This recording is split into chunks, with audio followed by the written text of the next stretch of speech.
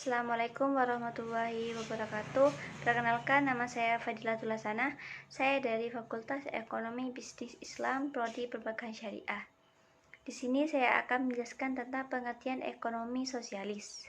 Apa itu pengertian ekonomi sosialis? Sosialis atau sosialisme di sini diartikan sebagai bentuk perekonomian yang pemerintahannya kurang bertindak sebagai pihak yang dipercaya oleh masyarakat.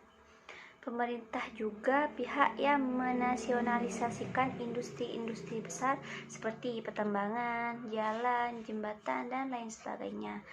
Menasionalisasikan di sini yaitu menjadikan suatu menjadi milik negara atau bangsa. Namun, istilah sosialisme sering digantikan dengan komunisme sejak revolusi Bolshevik pada tahun 1917. Kata komunisme ini adalah peralihan kepemilikan dari swasta ke tangan pemerintah yang dilakukan secara paksa tanpa adanya kompensasi.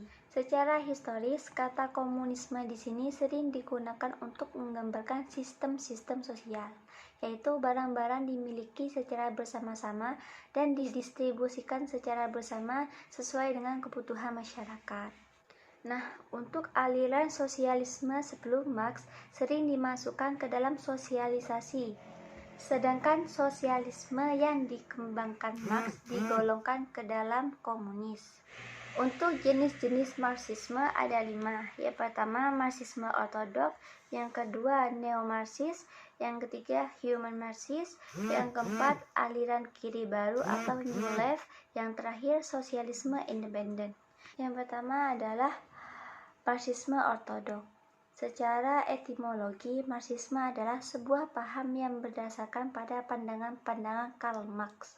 Awalnya, Marx menyusun sebuah teori besar yang berkaitan dengan sistem ekonomi, sistem sosial, dan sistem politik.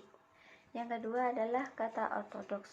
Ortodoks itu mengacu pada metode materialisme historis dan materialisme dialektis, dan bukan aspek normatif yang melekat pada Marxisme klasik. Salah satu ciri-ciri Marxisme ortodoks adalah pandangan bahwa kapitalisme tidak dapat direformasi melalui kebijakan dan bahwa setiap upaya untuk melakukannya hanya akan memperburuk kontradiksinya atau merusak efisiensi ekonomi dasar. Marxisme ortodoks berpendapat bahwa satu-satunya solusi yang dapat bertahan dan bertahan lama untuk kontradiksi kapitalisme adalah dengan pembentukan ekonomi sosialis pasca kapitalis.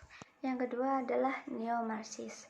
Neo-Marxis ini adalah suatu aliran pemikiran Marxis yang mencakup pendekatan abad ke-20 yang mengubah atau memperluas teori Marxisme dan Marxis, biasanya dengan memasukkan unsur-unsur dari tradisi intelektual lain seperti teori kritis, psikoanalisis, atau eksistensialisme.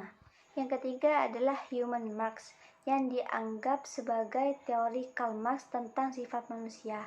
Oleh karena itu, menurut Marx, seluruh sifat manusia tidak dipahami seperti dalam filsafat idealis klasik sebagai permanen dan universal.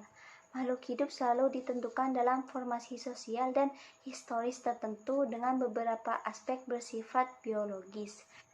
Yang keempat adalah aliran kiri baru atau New Left. Aliran kiri baru ini dapat diartikan sebagai kombinasi dari Marxisme-Leninisme ortodoks dengan pemikiran-pemikiran radikal baru. Secara keseluruhan, aliran kiri baru lebih dari sekedar kebangkitan kembali pemikiran-pemikiran Marxisme. Akan tetapi, dalam kenyataannya berbeda dalam berbagai hal dari pemikiran kaum Marxisme ortodoks. Yang kelima adalah sosialisme independen. Mungkin hanya ini dari saya, kurang lebihnya saya mohon maaf. Wassalamualaikum warahmatullahi wabarakatuh.